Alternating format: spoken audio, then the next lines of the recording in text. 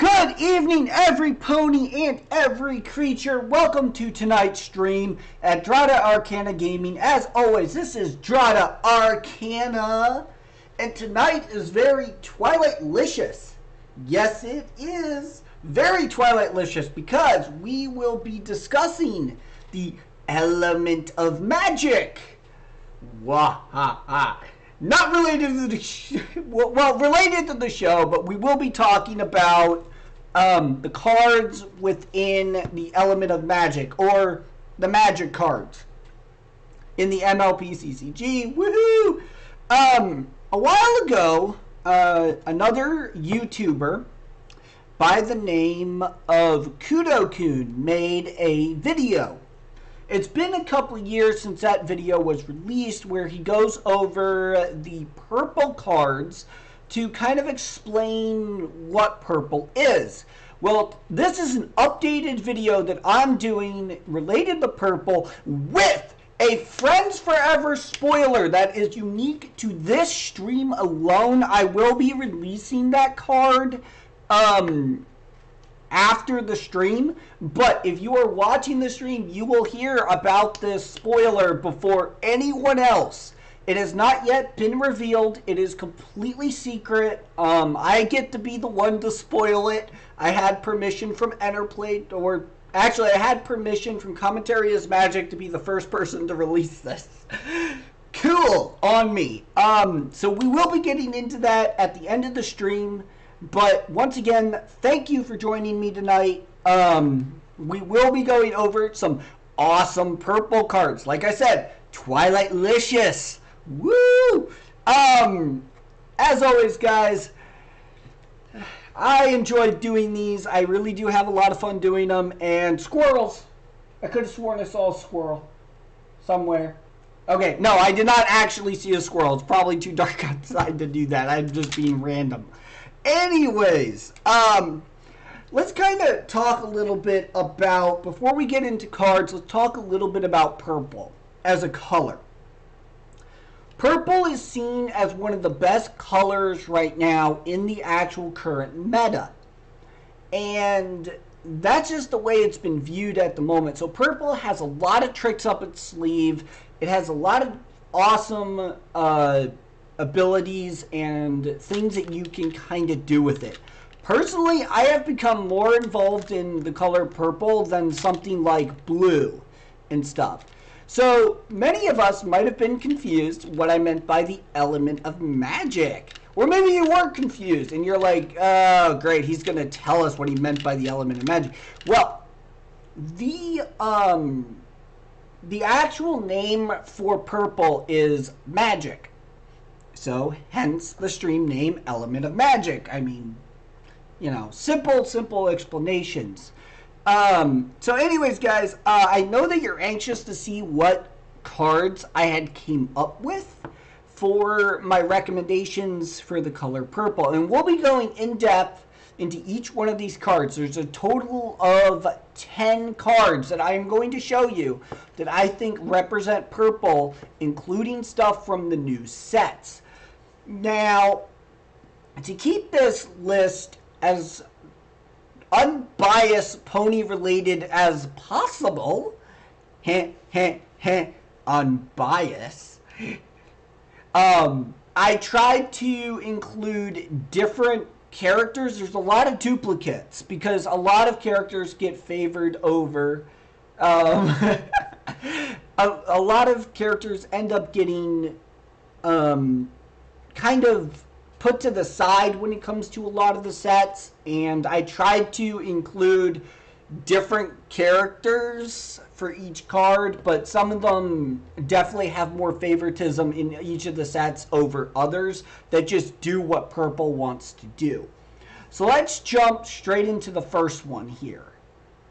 And actually, first things first, if you're freaking out about, you know, what to run, or you're being Twilight and you're freaking out what to run and stuff, and you don't know how to build your deck, and you're like, no, I gotta build a deck, I don't know what to choose, I want to use purple, but I don't know what to build around, and blah blah blah. sit down, read a book, relax, because I'm about to show you guys cards that I think you should run if you're running purple, and why. Boom! The very, very first card, I'm going to get it out of the way because everyone should know what this card does. Princess Twilight Sparkle, cover to cover. This card doesn't really need much of an explanation, to be honest. But we're going to go into it because there's a lot of things that maybe people did not know about Princess Twilight Sparkle cover to cover. And there's a lot of interesting things that happen with this card, some of which I discovered in the middle of Continentals 2 weeks ago. So let's go over this real quick. 2 AT, it costs 2 AT, 3 purple rack for 0 power. Yeah, that sounds bad until you read the abilities. First ability is Meticulous 1. Meticulous is something that we see a lot. It's practically purple related only. There's not too many other colors that have Meticulous. And Meticulous is very specific to the color purple. And yeah. So what it does is that at the start of your turn, you look at the top card of your deck. And when you look at the top card of your deck, you can choose to put it on the bottom or on the top. Now, whether or not, now I've said this in a previous stream, this type of an ability kicks in during the pre-priority processing of the start of turn trigger, which means that it happens before you draw your card, meaning that you could choose what to draw. Now, before I jump into prepared, let's talk about its main phase ability, which you can only use during your main phase. And why wouldn't you? You exhaust this card to gain 1 AT.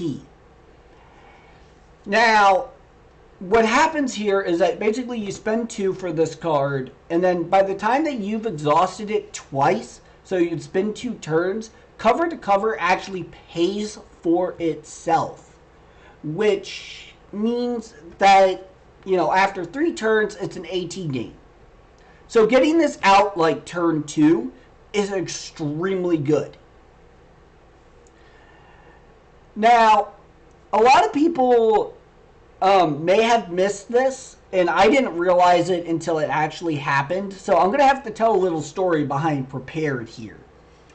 Prepared specifically states when an opponent starts a face-off here, gain an AT. In the past, this was restricted to problem face-offs, double problem face-offs, and showdowns.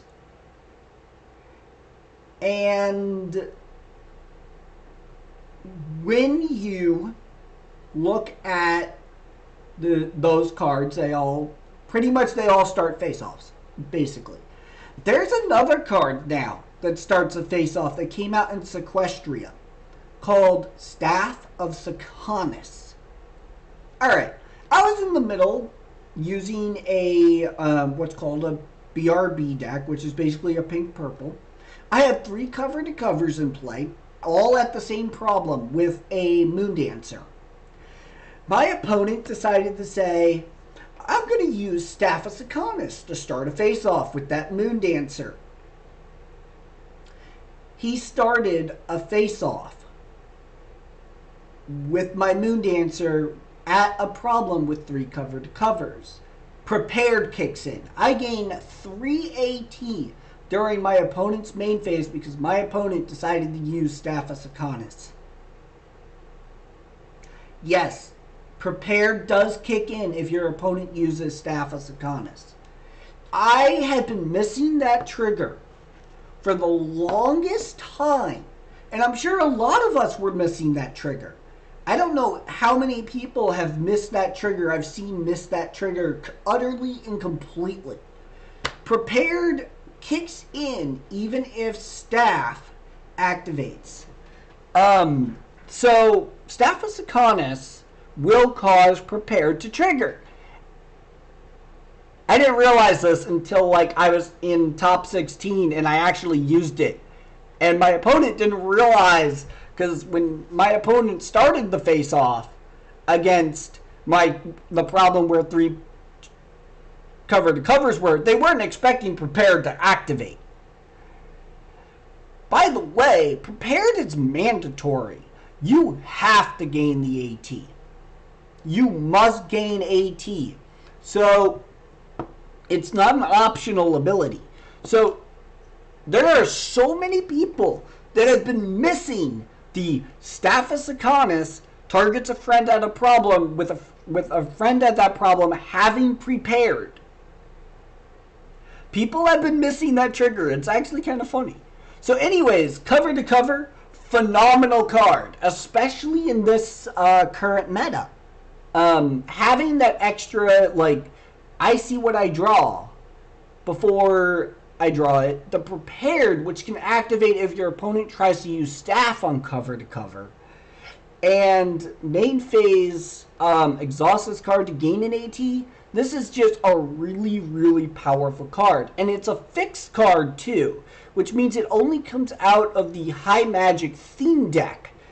Though the High Magic theme deck that this card comes out of, that has the promo version of it, is actually really hard to get because it's kind of in high demand. And before everyone's like, but Drada, cover to cover is an obvious choice. And I'm like, I chose it because it has everything on it that like half of the purple cards want to do. Generally, I was going to leave cover to cover out, but I felt like that it was important to cover it because cover the cover to cover. Ow. I hit my mic. Sorry about that, folks. Next card, let's talk about a Princess Luna. Best princess ever. Sorry, Celestia fans. I'm saying Princess Luna, best princess ever.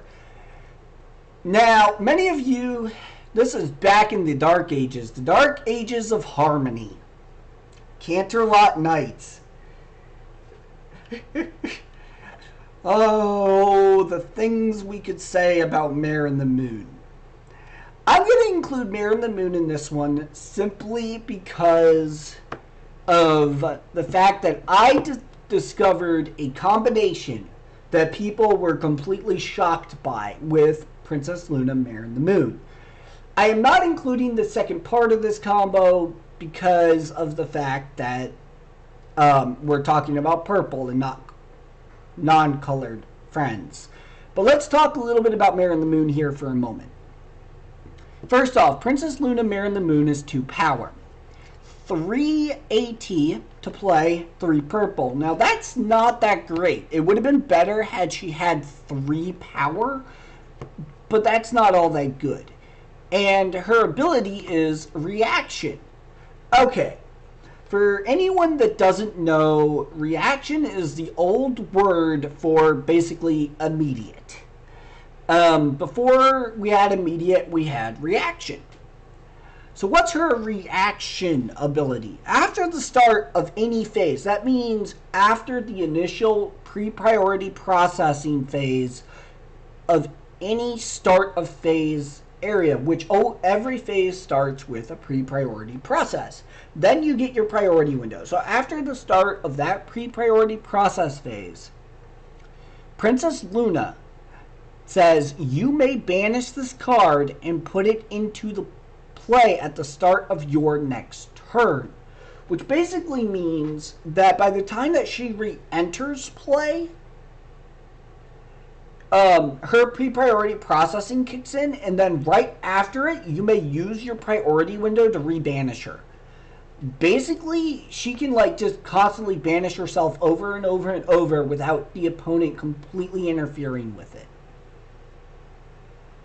There's a card from Absolute Discord that a lot of players will call it by the name of Xerox, Well, the actual name of that card is Queen Chrysalis Identity Theft. Like I said, I'm not showing it because we will be getting into her in another stream a little bit more.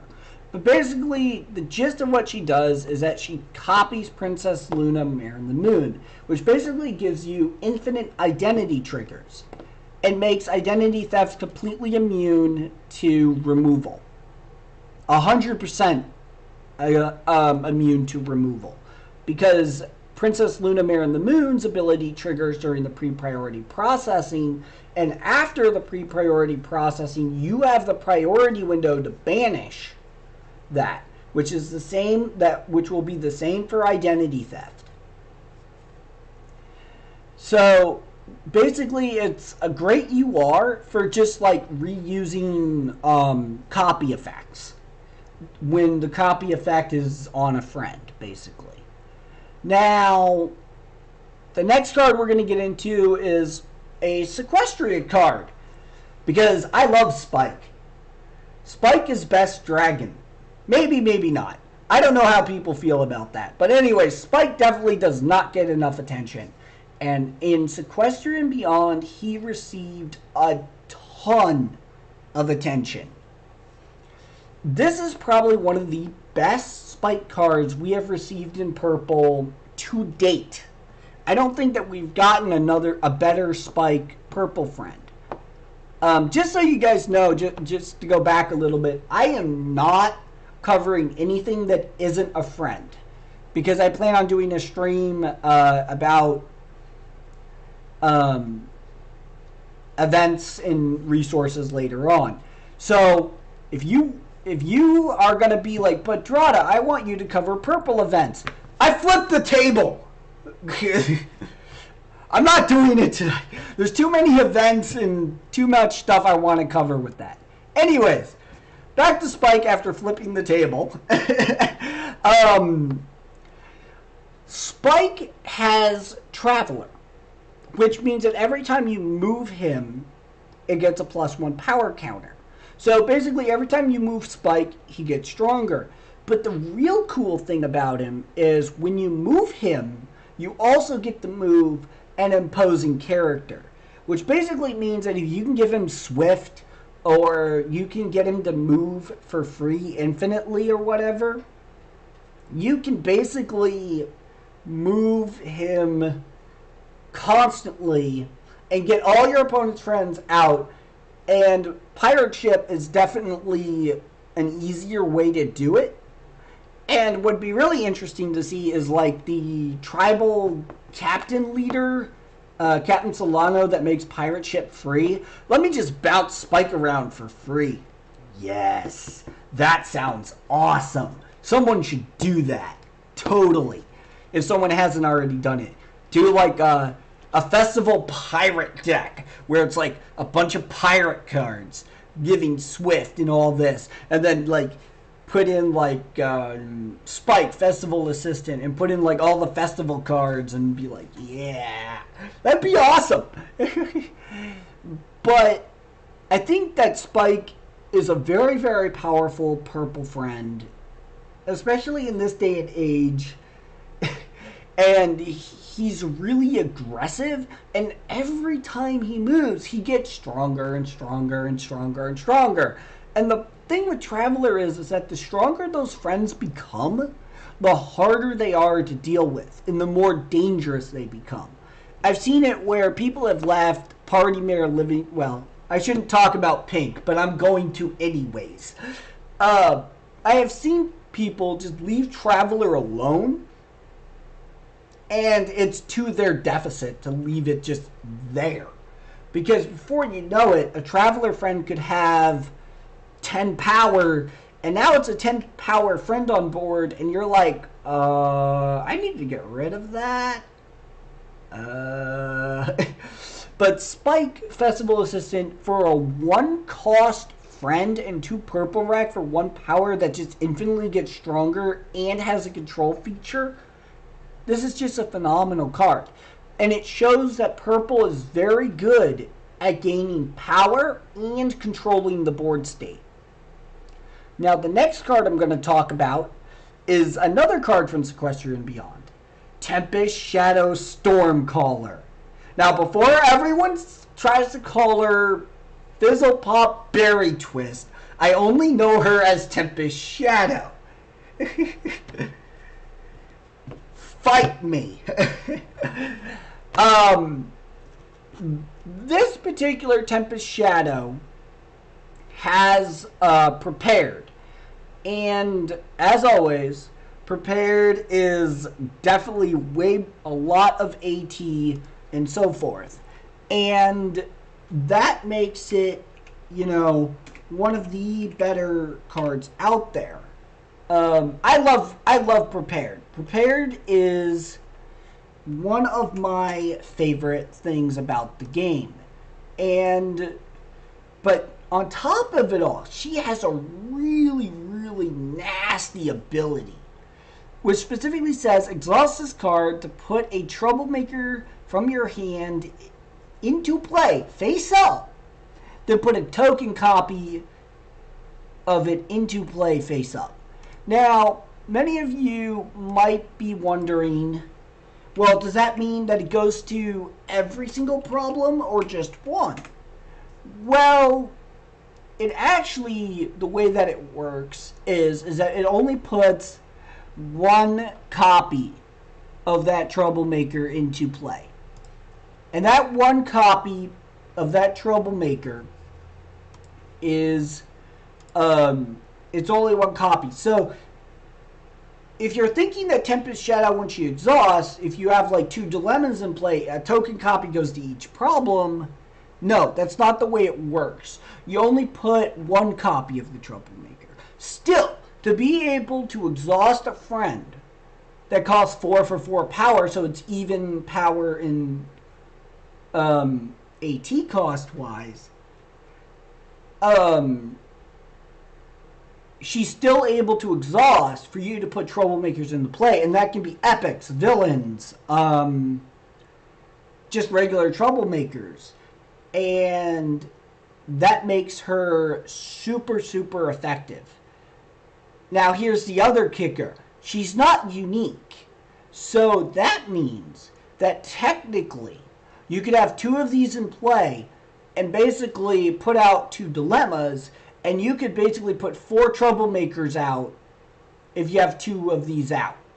So then you would also gain 2 prepared every time your opponent tried to challenge one of those Troublemakers. Or at least a Troublemaker that she's at. So Tempest Shadow Stormcaller, there's a lot of shenanigans you can do with her. Like, I exhaust her to play Grubbers. The Grubber Troublemaker minion or whatever. And I discard 2 cards from your hand. Oh, I exhaust another one to put another Grubber into play. I discard another 2 cards from your hand. Oh, I bring Grubber back to my hand. I exhaust Tempest Shadow. I discard another 2 cards from your hand. That sounds really, really dirty. And really, really muddy. That's like rolling around in the mud with just absolute hand destruction with 1 purple friend. And I've seen it done, and it's mean when it happens. It's a really good card. It's probably one of the better URs. Not the least of which, it's the only card in Sequester and Beyond that has an RR. And it's a very, very expensive card, too. So it's a little harder to get... It's really hard to get your hands on, but oh, man, is it so much fun to use. Next card. Princess Twilight Sparkle Magical Pony. I love that face. That is a really, really pretty face. I'm sorry. That is like probably... This card has one of the better arts for Twilight, I think, that we've gotten. Just in my opinion. I mean, I'm no expert on art or whatever, but I do like the picture of this card. But this is probably one of the best color entry cards we have ever received in the form of a friend. And each one has their own, each color has their own. But Magical Pony is probably one of the most commonly used purple friends in purple decks right now. And she simply just says, when this card enters play, if you have another purple character, you may move an opposing character. That is a really good ability. And I do agree with what's going on in chat right now. Princess Twilight Sparkle was better before she had wings. Yes, I said it. Drata said it. Princess Twilight Sparkle was better before she had wings. It's so true. Also, Spike was better before he had wings. They're all better before they had wings. Anyways, this card is really straightforward, but there's a lot of things you can do with this. If you're able to portal her, you can basically, for 4 AT, you can move 2 friends. If you can figure out how to portal for nothing, like drop the next cost of your event or whatever, you can basically spam her to move things at immediate speed or whatever. But she is really, really good. Plus, she's color entry, so she's very important to a purple deck, because she's color entry and she moves. So she's a control card with entry, which is really, really nice. But there's not much I can really say on her. Next card. Let's see. Moondancer, Page Turner. I'm not a big fan of Moondancer in the show, simply because I can't really connect with her sometimes, but she's basically a huge bookworm in the show. But I will say this. Moondancer is one of the strongest purple friends out there right now. First off, it's 3 for 3 power with 2 color whack, which basically means that she's playable off of many, many color fixings. And here's the cool thing about Moondancer Page Turner. First off, her Chaos ability. When this card is flipped, you may put a card from your hand on top of your deck, then flip an additional card. So basically, you could put something like Staff of Sikonis on top of your deck. By having her flip, you can put Staff on, and boom, you have 10 power. Like, wow. That's 10 power for nothing. For a face-off. But really, the ability that she has that makes her so powerful right now is actually her second ability. When you put a card on top of your deck, this card gets +2 power until end of turn. Now, it's worth noting that this ability only works while she's in play. Well, when she's in play, let's say there's a card that came out in Sequestria called Selena Blue, which is probably one of the most used friends in the meta right now. And what she does, Selena Blue, and I will talk about her when I do the multicolors, but she allows you to draw 3 cards and put 2 cards on top of your deck. Well, that put 2 cards on top of your deck is what allows Moondancer to be an absolute tank. She becomes really, really buffed real easily. So basically the way it works is, when you put a card, so if you end up putting 2 cards on top of your deck, her power goes up by +4 rather than +2. If you use Meticulous and you put a card on top of your deck because you want to draw that, she becomes 5 power just at the start of the turn. And when she is combined with Cover to Cover or other Meticulous cards, having 2 Cover to Covers, you can basically just Meticulous 1, put that card on top. Meticulous again, put that card on top. Now she's 7 power. Then you could just use Selena Blue and give her an additional 4 power, because why not make her 11?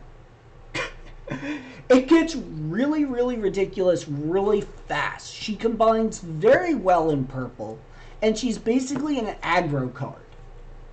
So, in my opinion, using her Chaos ability isn't that good, but using her when I put a card on top of my deck ability to give her +2 power allows you to DFO with just her. I mean, it's ridiculous. She won me games at Continentals.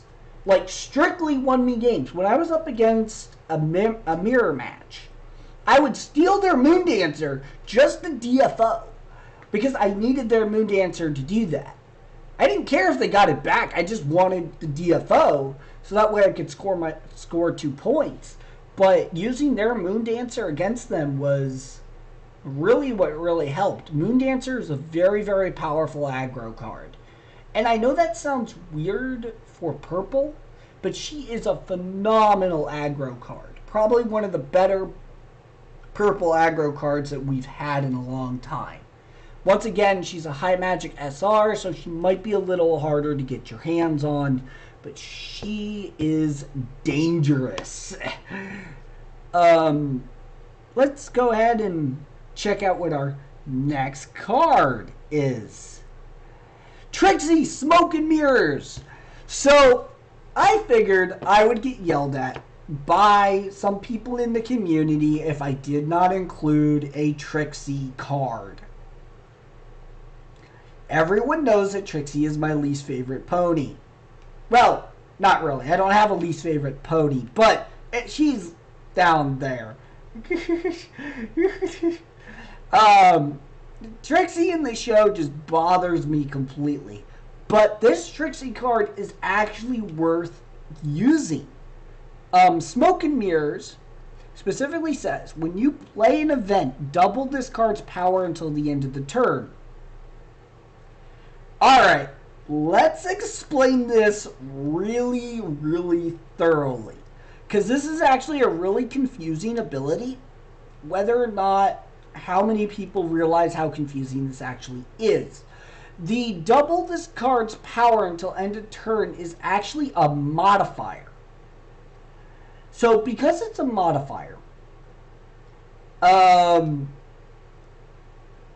because she is a modifier, and basically, so what you can do is there's cards, the best example I can come up with off the top of my head is something like Follow My Lead. Alright, you play the event Follow My Lead, which gives a friend you control, or you can make a friend +2 power. Give any friend +2 power. Okay. I played this event. I played Follow My Lead. I gave Trixie +2 power. Wouldn't she just be 6 power? No. She'd be 8 power. Because you played an event. I decide to move her. Follow My Lead kicks in. I get to bring Follow My Lead back to my hand. I spend 1. I play another Follow My Lead. I'll give Trixie +2 power. I just played an event, so her power is going to double. This is where things get really, really confusing. So the way this works is that she will go +2 power, then +2 power. So she'll be at 6 power. But because you played 2 events, you will now proceed to double it and double it again. So she'll go from 6 to 12 to 24. It's doubling by the power of 2, not the base. So you're not doubling the 6 power. You're doubling the 6.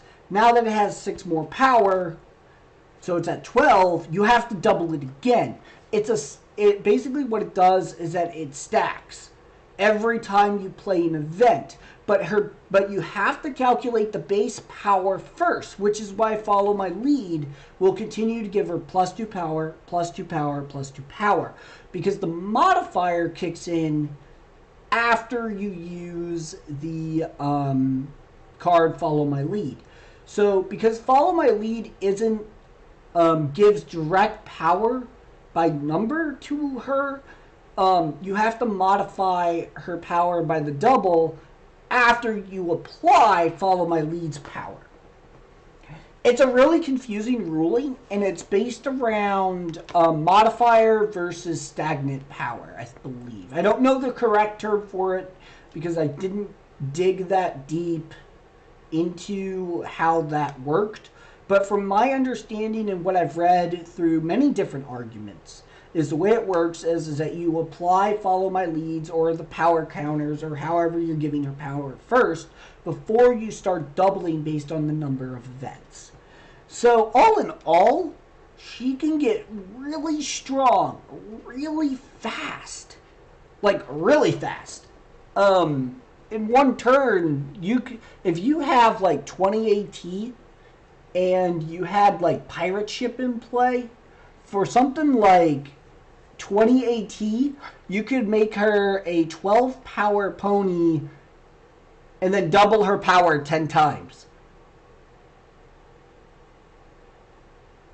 So that's 2 to the power of 10. Oh my gosh, I don't want to do that kind of math right now. But basically, just needless to say, she'd be over 100 power because 12 times 2 is 24.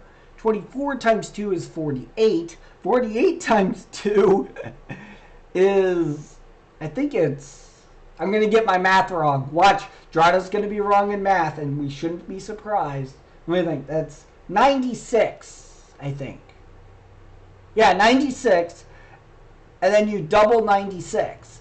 And then you double whatever that is. Until you doubled it 10 times because you played 10 events through Follow My Lead for 180. Granted, that's if you can get Pirate Ship or move her at swift speed more than 3 times, but... So, Smoke and Mirrors, great purple card for aggroing. She's can get really ridiculous really fast. If you know what you're doing.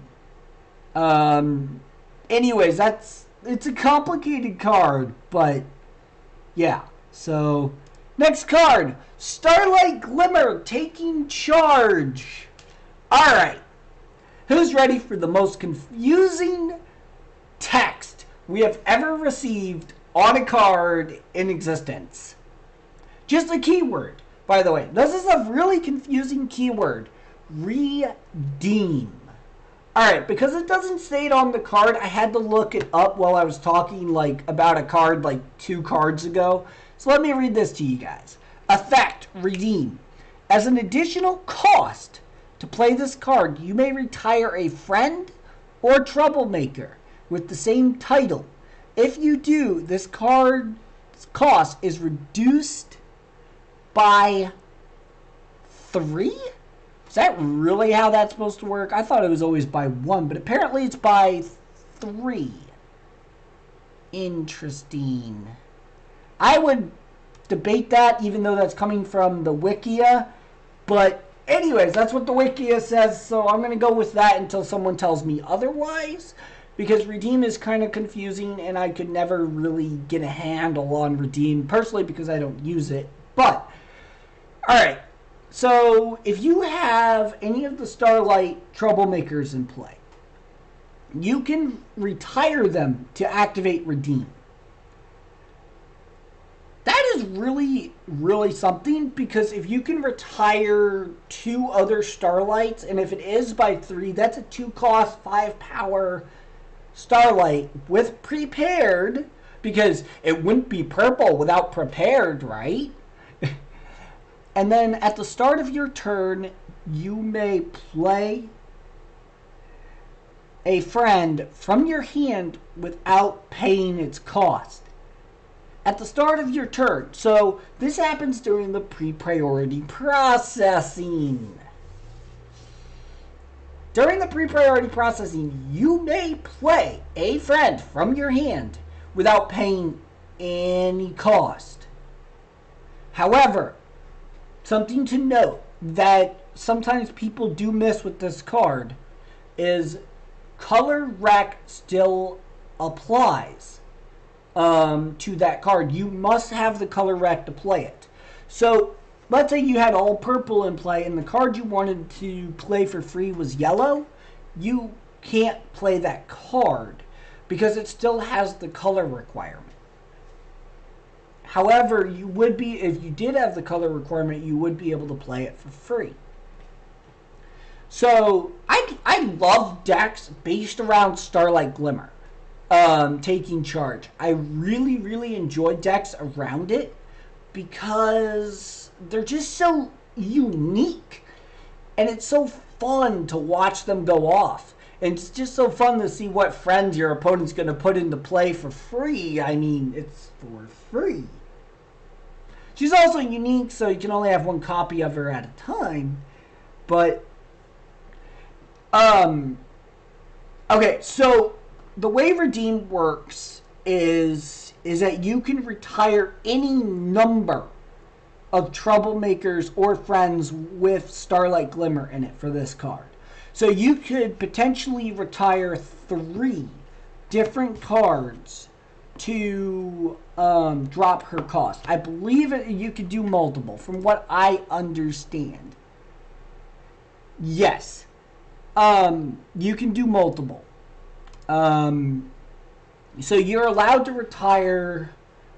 essentially, you could retire 3 Starlights, though I don't know why you would, when the 3rd time it would only drop it down by... You basically would actually lose an AT off of the 3rd retire, so you really just need to retire 2. Because you'd be dropping her cost by 3 the 3rd time, but she'd only cost 2. So you're not really playing her for free. You're actually losing an AT off of that. You might as well just pay the 2 and then just go 6 at... Just drop her by 6 by retiring 2 other Starlights. Though technically you could gain that AT back through Prepared, but I wouldn't necessarily... okay, so the way Prepared works, also something to keep in mind, the way Prepared works is that, let's say I had 3 friends with Prepared at a problem, and my opponent starts a face-off at that problem, like let's say with Staples Economist. All 3 Prepareds would trigger, meaning I would gain 3 AT. Prepared triggers for as many cards as you have that have Prepared at that problem. So you will gain an AT for each individual Prepared friend. It's not like Studious. Studious states that when you win a face-off involving this card, involving any number of friends with Studious, you gain 1 AT. Prepared actually... So, like, if you have 14 Unicorn tokens with Prepared at a problem, and someone starts a face-off there, you will gain 14 AT. Prepared triggers multiple times for as many friends as you have Prepared. But it's only 1 AT per face-off for each individual friend. So if someone starts a face-off, you're not going to be able to trigger that, and you only have 1 friend with Prepared. You're not going to be able to trigger that Prepared on that one face-off like 18 times. You just can't do that. That's breaking the rules, folks. That's cheating. You can't do that. But if, let's say, you had 4 friends with Prepared there, and the face-off starts there, then you would receive 4 AT. Let's go ahead and move on. We still have 3 more cards to go over, and then we'll be at the limit. And we have about 15 minutes left in the stream, so I do want to jump to these. So let's go ahead and look at the next card. Captain Solano, another Sequestration Beyond card. So when I made this stream, I wanted to include cards that were not necessarily included in Kudo-kun's video. So Captain Solano is a really good purple friend. Probably one of the better, also one of the better ones that we've gotten in a while. So what she does is, for 2 AT, for 2 power, 1 purple rack, Troublemakers played here. That means that when she's at a problem, Troublemakers played their enter play face up. So that means that you don't have to wait around to flip your troublemakers face up. You start gaining benefits from them the turn you play them. So the way this works is I pay 1 AT. I play a troublemaker to her problem. It enters play face up. Now here's the kicker, and I will be going into uniqueness violation on another stream at some point. I know people have been waiting for me to do that one. It will come when I'm ready to do it, which might be either next month or the month after, I'm thinking. But so the way this works is that let's say I have a grubber in play, and I play one and I play another grubber there. It enters play face up, meaning it will trigger its ability, causing immediately a uniqueness violation. Meaning I have to retire one of them, dismiss one of them by the game. That's all that means. So basically I can activate things, so like cards like Chrono Trigger, which activate at the start of your turn. Instead of you waiting for 2 turns to come around, you just have to wait 1 turn before Chrono Trigger will start banishing things off the top of someone's deck. So it's a nice card for Troublemaker decks because it gets things for Troublemaker decks moving along. So, and it's also important to note that because she's got 1 purple rec too, she's playable before flipping your purple main, or any main with trading traditions that's declared purple. So, yeah, good point there, fan man. So she's technically entry, and she helps troublemakers. Otherwise, she's just a 2 for 2, and she's a pretty good card. Don't know why she's a storm card, but that's besides the point. Let's go ahead and move on to the next one. Masked Matterhorn. Twilight Sparkle Masked Matterhorn. The queen of combo decks. Yes, I did just say that. The queen of combo decks. Alright. Maybe not necessarily in core format, but in harmony format. So, how many people here have heard of Starswell Research, Princess Luna's Setting Moon, and Masked Matterhorn combo with unlimited friend generation in some shape or form? Alright, Masked Matterhorn combined with Starswell Research with Setting Moon basically gives you infinite AT.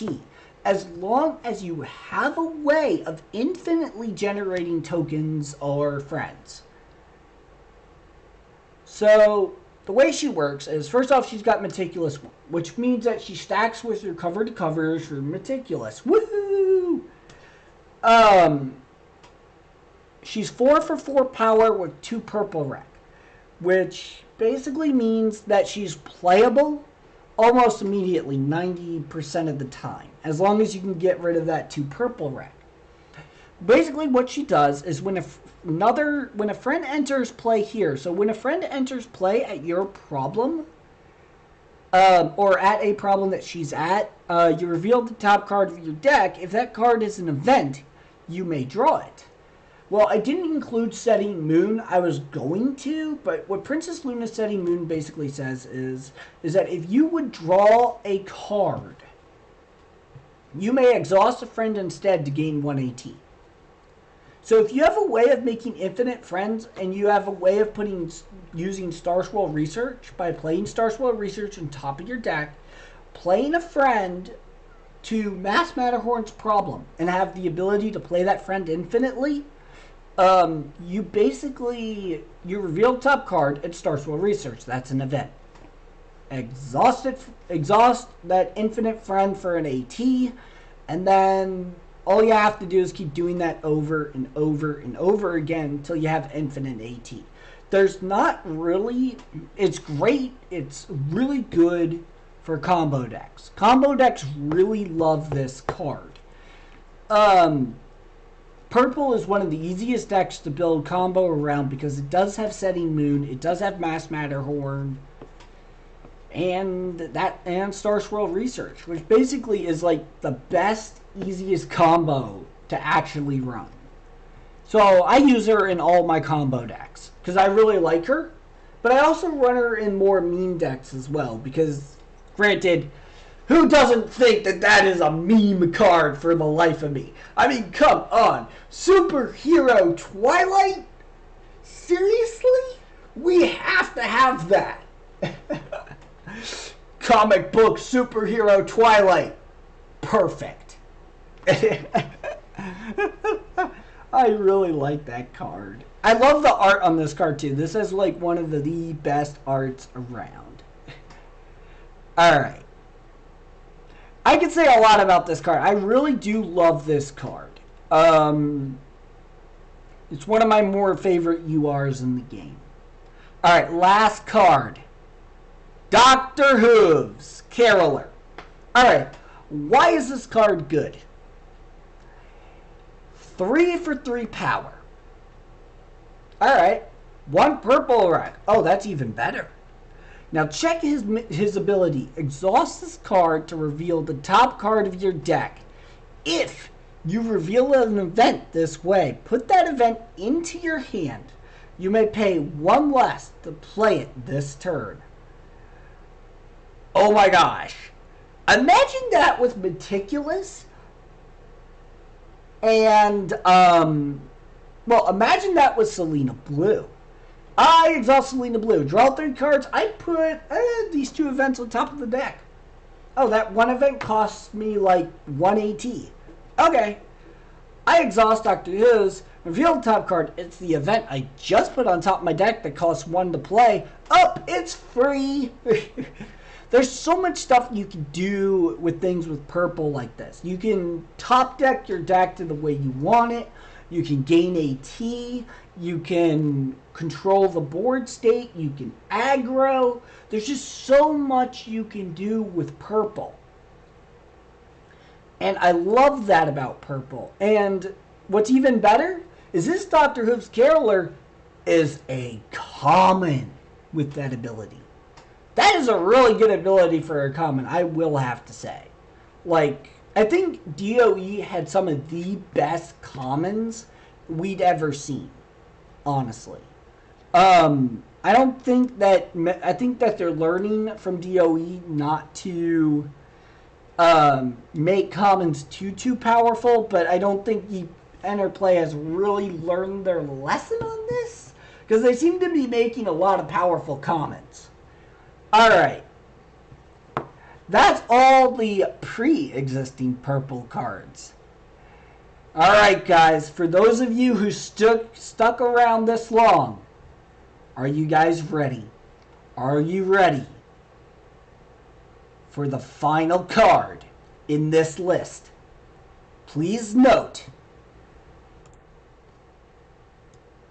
spoiler alert! Spoiler alert, spoiler alert, spoiler alert.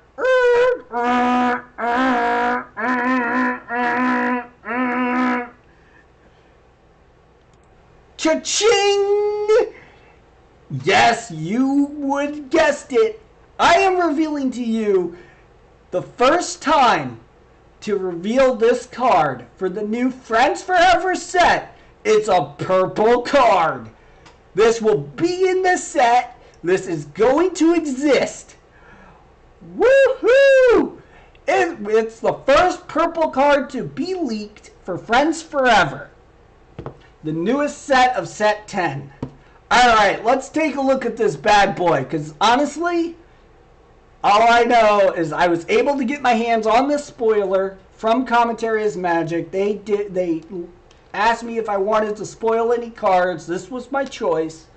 So I'm only able to bring you guys one, but check this. Alright, it's Skeleo. It's a dragon card. It's one of the few dragon cards we are getting.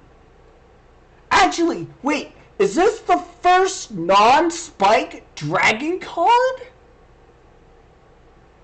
Oh my, This is the first non-spike dragon card. Oh, guess what, folks? This will be the first non-spike purple dragon card that we will ever have received in any set. Oh, I'm excited. Okay, so what is this card? Its subtitle is Mischievous Grin. Totally fitting for the name of the card. Definitely totally fitting. 3AT, I'm not too super psyched about that 3AT though. That is kind of high for a 2-power friend.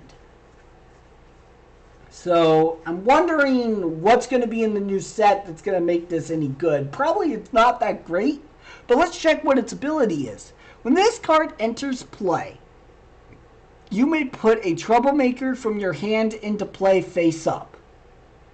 So I feel like that there's things that do a better job of this. But nonetheless, it's really interesting. I might just run this card for the fact that it's... Oh, wait a minute. Oh, no. We don't have anything like this. I am wrong. Okay, guys, so the way this card is, I know a lot of you might be like, but Drada, how could it be better than what we already have for putting Troublemakers into play or whatever? It doesn't have a color rec. Meaning it's an entry card that puts a Troublemaker into play. Face up. Oh, that is evil.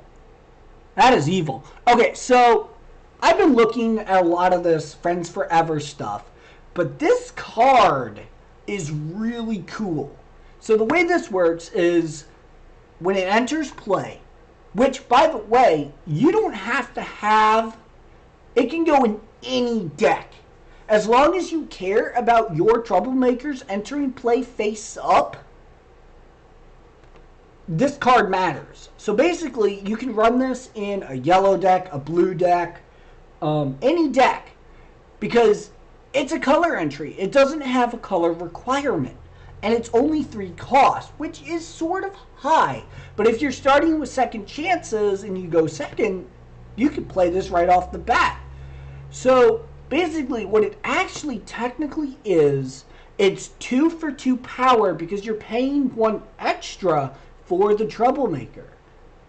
So it enters play face up. Now we have cards that do this, like Captain Solano, which is 2 AT, but it's 1 purple color rec. We have Starlight Glimmer, the full card, which is a 1 color rec, which you pay 2 to play it face up. You got Stormcaller, like I showed, but she also has color rec. This does all of their jobs without a color rec. Meaning this card is actually better than all of them for putting Troublemakers into play face up. And it's a dragon, so I'm happy about that, because if you guys don't know, one of my favorite mythical creatures is a dragon. I didn't reveal that yet, but it is. So I really do like this card. It's a neat little spoiler. I'd like to see what Troublemakers are going to go with it. You know what we need? We need a dragon Troublemaker to go with it. I don't know if there is one, but it'd be really cool if there was.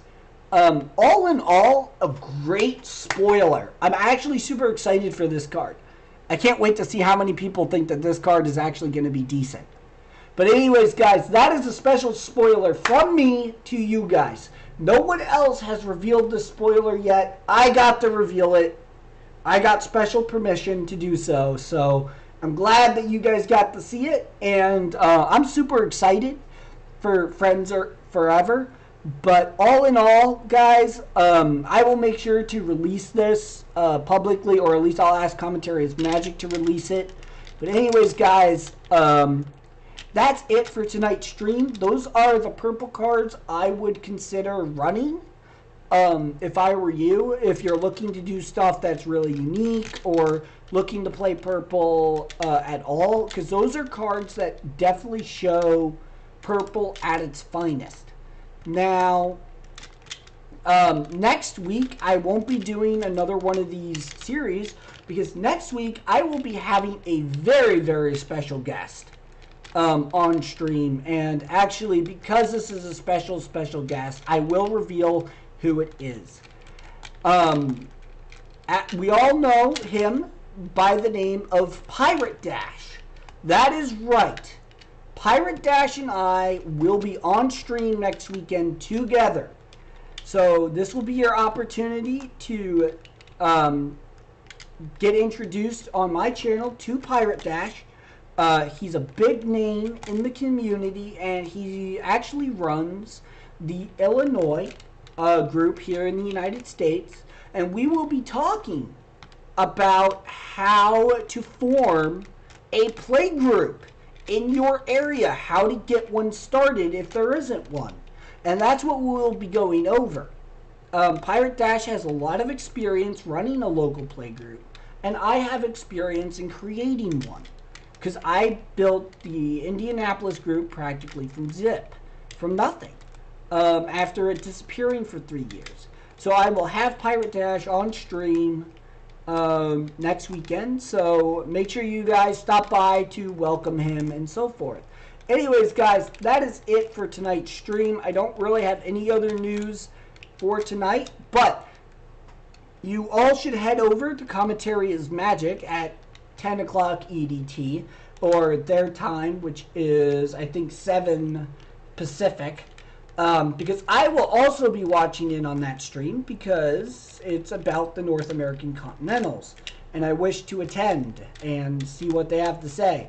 Anyways, guys, I am going to get off of here so I can get ready for watching their stuff. But anyways, guys, if you did like this video and you want to reach me, you can always contact me at Drada Arcana Gaming on Facebook.